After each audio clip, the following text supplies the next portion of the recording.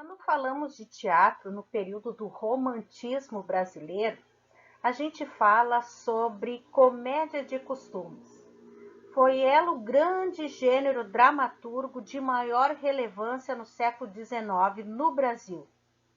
A comédia de costumes, ela criava tipos sociais e criticava comportamentos e instituições e pessoas da vida pública nacional, satirizando problemas e grupos, o que faz sentido em um contexto no qual a vida pública e as instituições brasileiras passavam a ser contestadas pela população. Por exemplo, com os grandes debates sobre a questão da escravidão no Brasil ou dos hábitos europeus que eram copiados pela corte e classes mais altas da sociedade do período. Fica evidente dessa forma a importância da literatura e das artes para se debaterem problemas sociais, pela capacidade de ela representar e apresentar ao público essas situações de maneiras diversas, gerando humor, mas também reafirmando a identidade brasileira.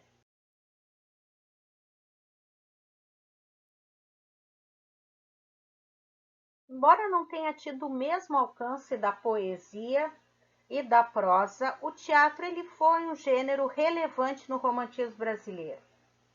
Foi uma importante manifestação artística cultural no século XIX. O seu objetivo era o entretenimento, agradar o gosto da elite brasileira que encarava as sessões teatrais como eventos sociais, o que de fato era. Isso tudo era muito importante para o senso de civilidade tão necessário para a construção da nossa identidade nacional e para o nosso sentido de nação. Portanto, mais do que um elemento cultural, o teatro e sua fruição eram considerados importantes reguladores, criando também modos de conduta, bem como suas regras na sociedade daquele período.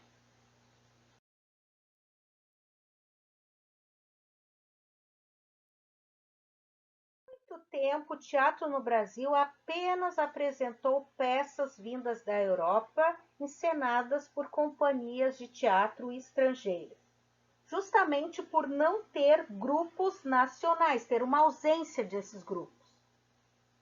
A primeira peça nacional, chamada O Poeta em Inquisição, foi escrita por Gonçalves de Magalhães e encenada em 1838. Gonçalves de Magalhães não só foi um nome importante para introduzir a poesia no romantismo brasileiro, como ele também foi muito importante para se pensar o teatro brasileiro, contribuindo para o florescimento do romantismo na dramaturgia.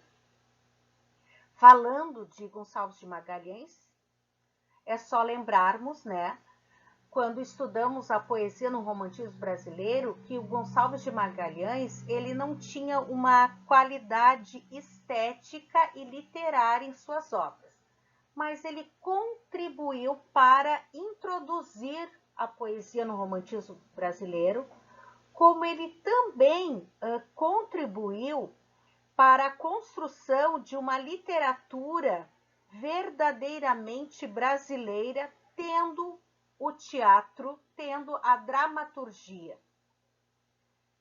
Ajudou também nesse projeto de cultura e identidade nacional que começou a passar pelo teatro.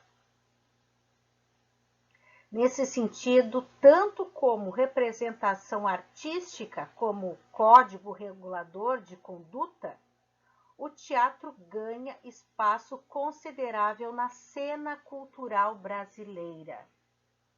Diversos outros autores românticos escreveram para o teatro, como José de Alencar, que nós estudamos ele na prosa, Álvares de Azevedo, que pertenceu à segunda fase da poesia no romantismo brasileiro, ele era um dos ultrarromânticos, Castro Alves, que pertenceu à terceira geração da poesia no romantismo brasileiro, que escreveu o famoso Navio Negreiro, e Casimiro de Abreu, que fez parte da segunda geração da poesia no romantismo brasileiro, né? Os ultras românticos. Mas quem se destacou como dramaturgo de fato foi Martins Pena. Esse foi o grande cara.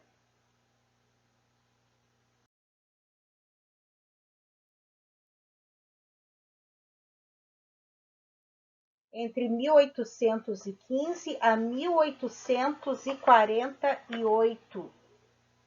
Ele nasceu no Rio de Janeiro, trabalhou como diplomata e como dramaturgo, e foi o responsável por consolidar a comédia de costumes no Brasil.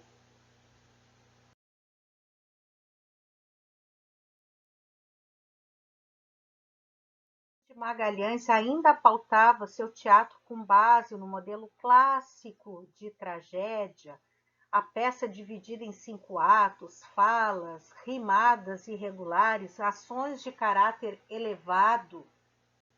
Martins Pena substitui a tragédia clássica pelo drama burguês. Com a liberdade característica do romantismo, que nós estamos acompanhando essa liberdade na linguagem, desde o período da poesia, Pena deixou de lado todos esses parâmetros clássicos e fez do ser humano comum o protagonista de suas obras.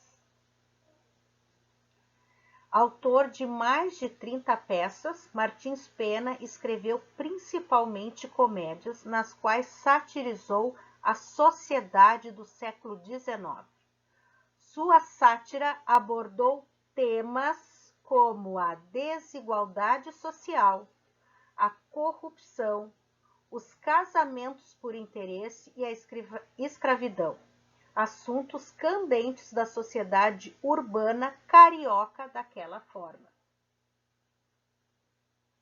Ele mostra nas suas peças de teatro também tipos provincianos inseridos no ambiente da corte e as mais variadas situações cômicas, inusitadas, caricaturais, ridículas, geradas pelas diferenças entre as normas de etiqueta europeia e as da brasileira.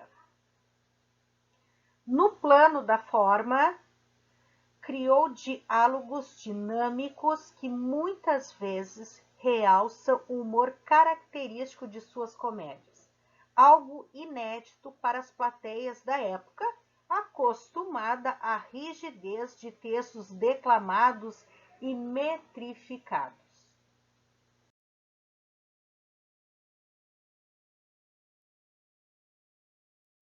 Martins Pena, é possível a gente ver esse dinamismo no diálogo.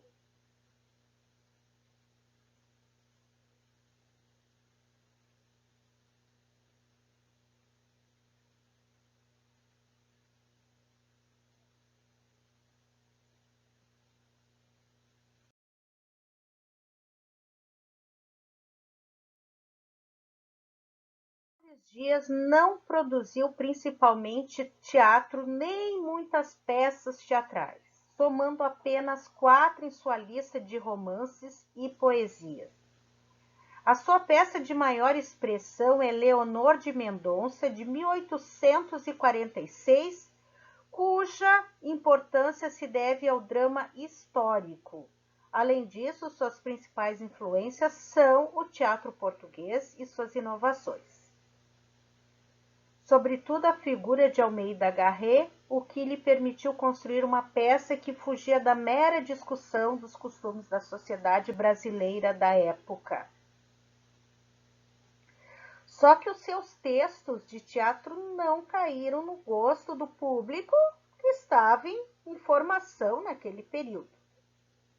Considerando que o gosto desse público estava em gestação, as peças de costumes e os dramas obtiveram maior sucesso em detrimento de outros gêneros textuais.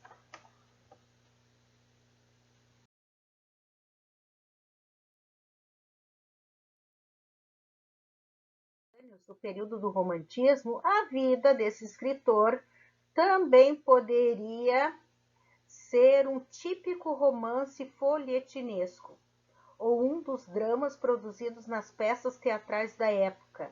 Vítima de um amor infantil pela prima, ela torna-se a musa de sua produção literária. Após ele presenciar o casamento dela com outro, ele passa a sofrer uma série de males e doenças. Assim, parece que a alma frágil do escritor sucumbe lentamente junto com seu corpo. Uma de suas obras mais relevantes chama-se Sangue Limpo, publicada em 1836, que trata do preconceito, revelando o tema como uma das preocupações do autor. É um drama que se passa em São Paulo, nos dias que antecedem a independência e traz como núcleo da trama o caso de amor entre o fidalgo e uma mestiça.